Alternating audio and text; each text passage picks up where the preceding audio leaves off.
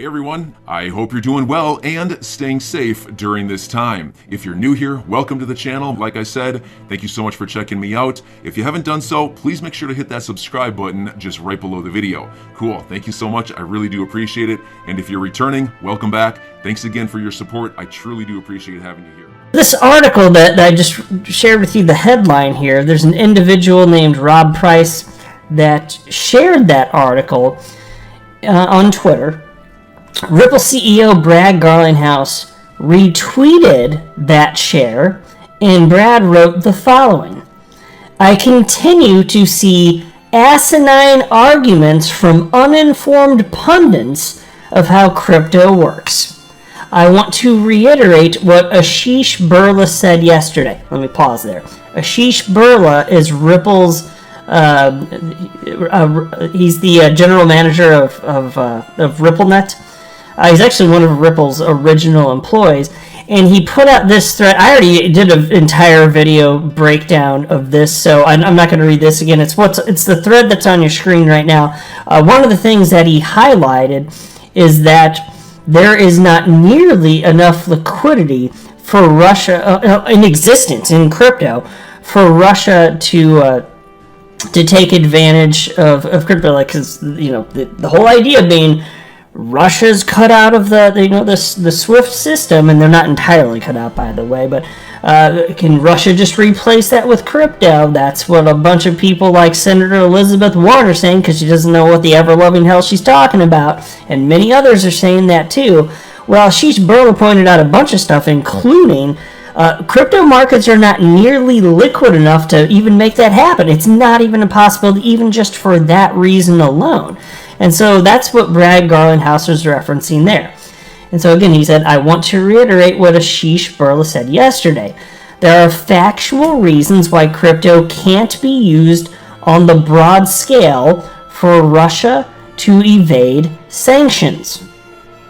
In order to convert crypto to fiat, exchanges, etc., rely on banking partners who could lose their licenses if someone on the OFAC list is able to slip through.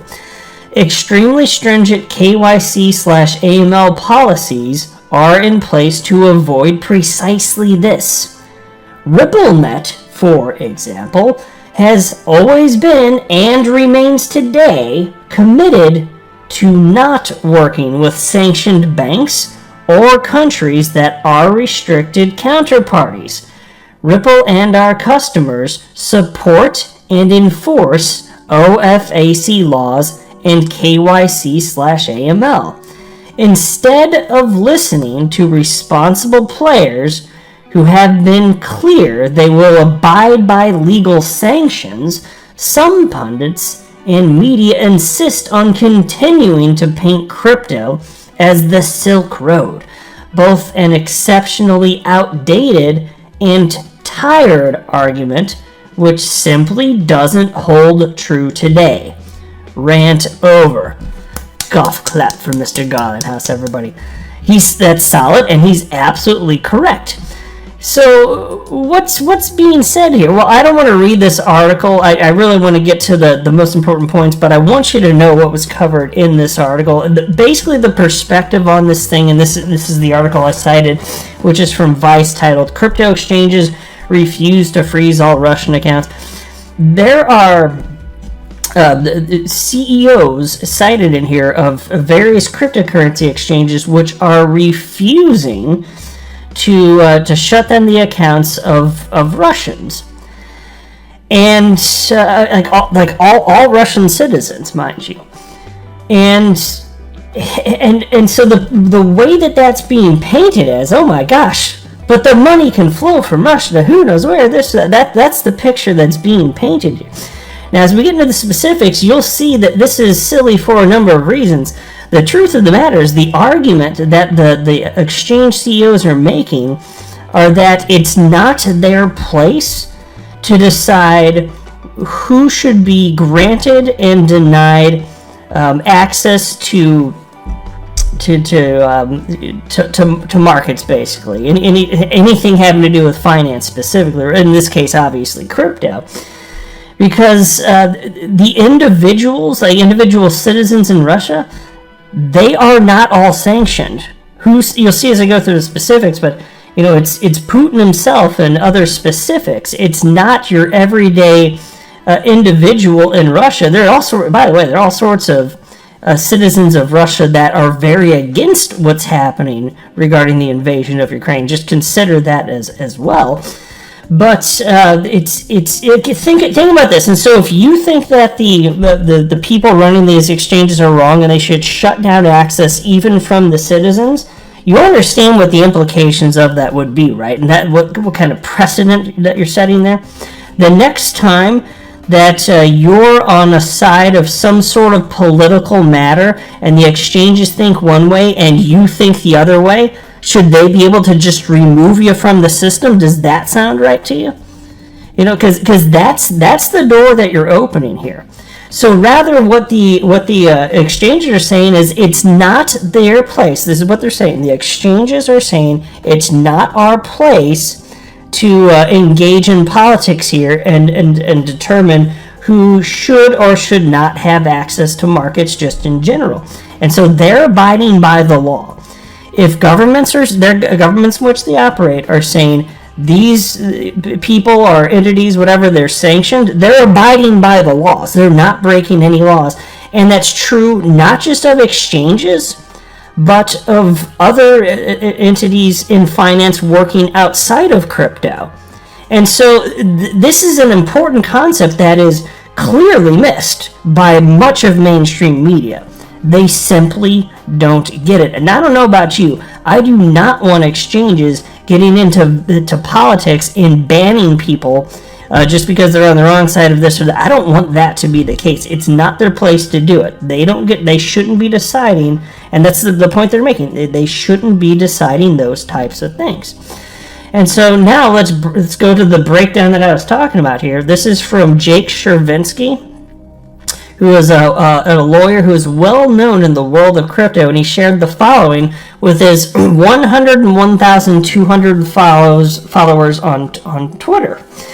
And I'm going to run through this whole thing. It is pure gold, and you will learn a lot from this, and I find it very persuasive. I don't know how anybody on the opposing side, like even if you're one of the people that happens to think that I'm wrong to this point based on what I've said, that's fine. We can always respectfully disagree, but hear this whole thing. I don't know how you can hear all the facts I'm about to share with you and then think, yes, these people at these exchanges should be unilaterally making decisions to take away financial freedom from individuals. I just let me go through this, hear all the facts, and then you tell me if I'm right or I'm wrong. But here's what Jake Chervinsky wrote. Russia can't and won't use crypto to evade sanctions. Concerns about crypto's use for sanctions evasion are totally unfounded. They fundamentally misunderstand how sanctions work, how crypto markets work, and how Putin is actually trying to mitigate sanctions. I'll explain. To begin, I want to express my strong and unequivocal support for the people of Ukraine fighting a totalitarian invader to defend their homes and their basic rights to liberty and self-sovereignty. Glory to Ukraine. The free world must assist Ukraine and fight back against Putin. One way for the free world to fight back is by imposing severe economic sanctions on Russia. Sanctions are a foreign policy tool used to influence the behavior and diminish the capability of foreign actors. They seek to deter and punish bad acts through economic consequences. Here's how U.S. sanctions work. First, sanctions must be authorized by the President in an executive order or by Congress in legislation.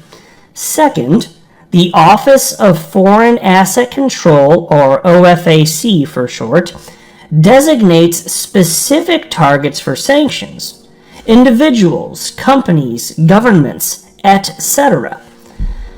OFAC adds targets to the specially designated nationals and blocked persons. So that's SDN, and that's going to be repeated throughout this, so just remember that. SDN stands for Specially Designated Nationals. So again, this office, the OFAC office, adds targets to this list, the SDN list, Specially Designated Nationals and Blocked Persons list, which is available at a link that he shared right there, which I didn't pull up. It's not necessary for the purposes of this video. And then he writes the following. And this is important, folks. It is illegal for any U.S. person to transact with any person on the SDN list. This is the crux of sanctions, cutting SDNs off from the U.S. economy. This is crucial to understanding sanctions policy. The main goal of U.S. sanctions is to deprive SDNs of access to the U.S. economy by making it illegal for U.S. persons to transact with them. SDNs can't buy U.S. goods or services, sell products to U.S. markets, or own U.S. property, etc. So pause right there. So again, the SDNs, these are the individuals and entities that have been blocked by the U.S. OFAC. They've been blocked. And that's why I've been stating it doesn't matter if you're talking about crypto or the legacy financial system. You're in serious trouble if you don't abide by the sanctions. You're going to jail, folks. There's no leniency here. You're going to be in serious trouble here. And so for someone like Senator Elizabeth Warren to come out publicly, as she has, stating that crypto can be used to Russia's benefit, holy hell is she missing the mark for so many reasons. And this is only the beginning. There's a lot more to flesh out. Check this out. Jake Chervinsky continues. To be most effective, U.S. sanctions laws are extremely broad. U.S. person means every U.S. individual, company, etc., all over the world. The law prohibits direct and indirect transactions, plus facilitation. Violations are strict liability offenses, zero tolerance for errors. Now this brings us to Russia. The United States and her allies have imposed severe sanctions on Russia as punishment for invading Ukraine and to deter further aggression. These sanctions aren't comprehensive. They're targeted at Putin, his oligarchs, the government, and other state entities.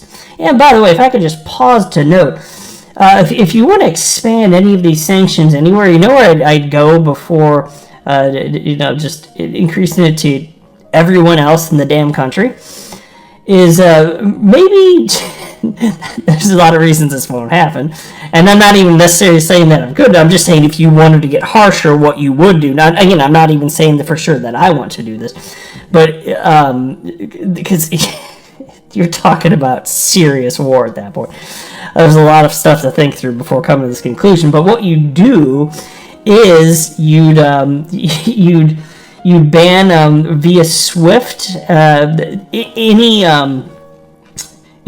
international money flows having to do with Russia's greatest exports, which would be the oil and natural gas, because that's basically Russia's economy. And so if you take that out, the serious problems, but that would also be serious problems for neighboring countries, because that oil flows to all sorts of people over in Europe. And so you'd be talking about taking out the huge, what that would do to the economies of those countries, I mean, there would be serious impact. So again, there isn't an appetite currently to make that happen. And again, I'm not supposed to say that should occur. There's so much to consider. There's probably things I haven't considered, which is why I don't have a firm stance on that. I'm just saying, if you wanted to, that would be the thing to do if you really want to get serious about Russia. Anyway, Jake Chervinsky then continues. In addition to these sanctions, we've also frozen assets of Russian oligarchs and central bank, limited Russian banks' access to SWIFT, banned Russian flights in EU airspace. This list isn't complete, and more sanctions are being discussed every day, but you get the idea. These sanctions have been devastating for Russia so far and will likely be even more effective over time. But some people are suggesting that crypto could give Russia a way to evade or mitigate these sanctions. Is that plausible? Not at all. I'll give you 3 reasons why. First, Russia's access to a global payment network has nothing to do with the goal of primary sanctions. Cutting Russia off from the United States economy. It's illegal for U.S. persons to transact with SDNs, period. It doesn't matter if they use dollars, gold, seashells, or Bitcoin. U.S. persons around the world are cutting ties with Russian SDNs right now, regardless of what payment system they were using previously. There's zero reason to think crypto's existence will convince any of them to willfully violate sanctions laws, risking fines and jail time.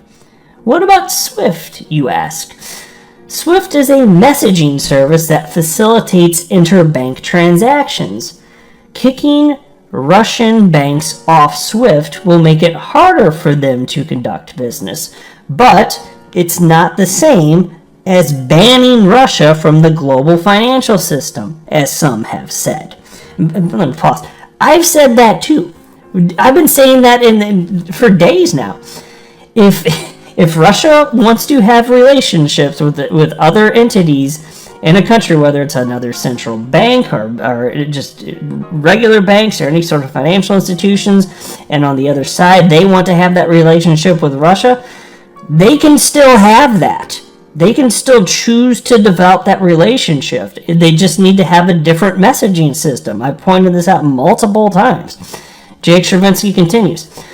Rather, as with primary sanctions, the goal is to deprive Russia of services offered by the free world. SWIFT is a service. Russia doesn't get to use it anymore. That's the sanction. Some Russian banks can still do cross-border transfers. They just can't use SWIFT for that. Crypto works the same way. U.S. crypto companies offer a variety of services. Russia doesn't get to use them anymore.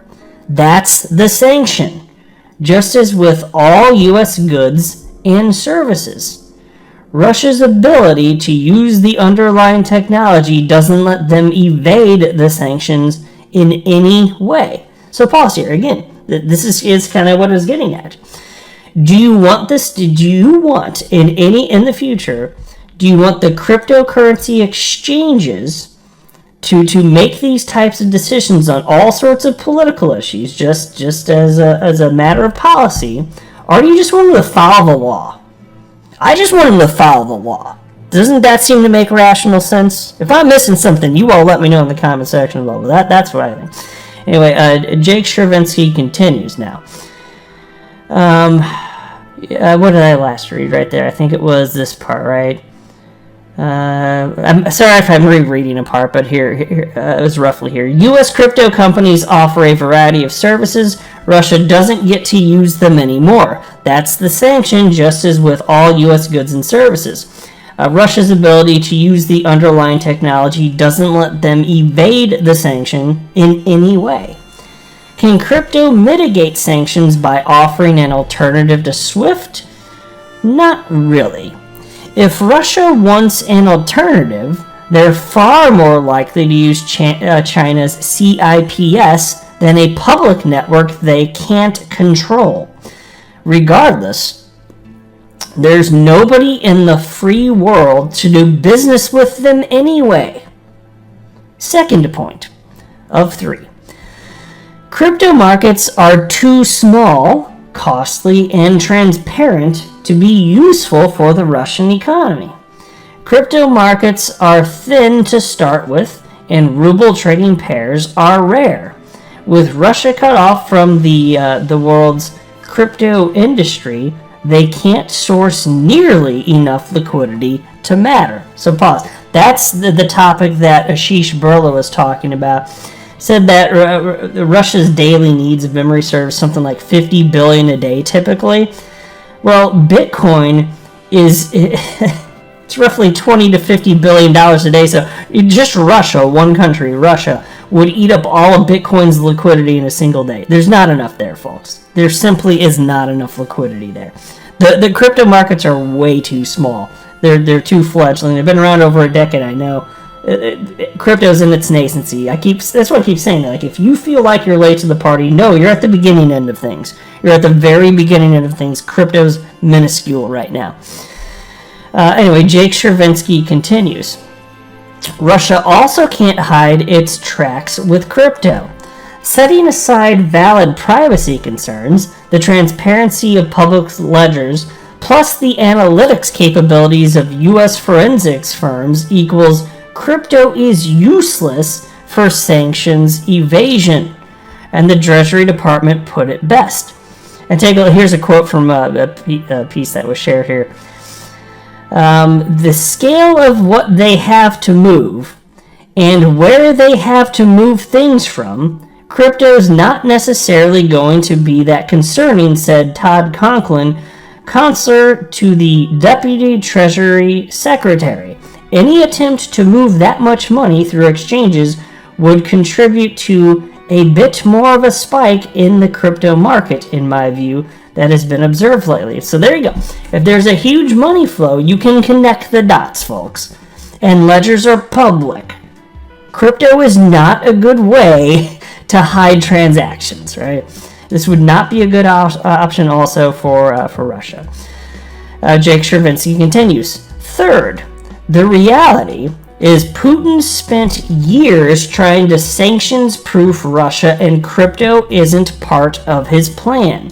His strategy included diversifying Russia's reserves into yuan and gold, not crypto, shifting trade to Asia, not onto blockchains, bringing manufacturing onshore, etc. Putin could have built crypto infrastructure if he wanted. He didn't. There's no reason to think he will or could now.